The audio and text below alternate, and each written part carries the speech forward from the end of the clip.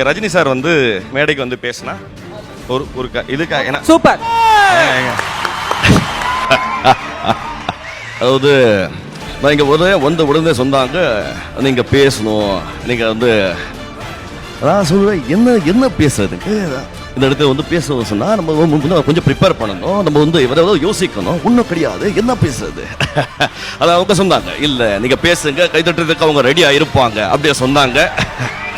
சரி பரவாயில்ல, என்னதான் உங்க முன்னாடி பேசாம வேற யார் முன்னாடி பேச சொல்லிட்டு பேசிட்டோம்.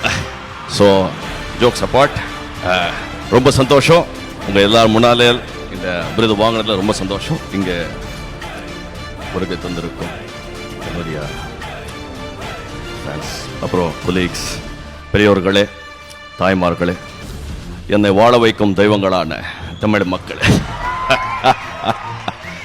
தீபம் விளக்கேற்றும் எண்ணெய் ஒரு தெய்வீக அனுபவம்.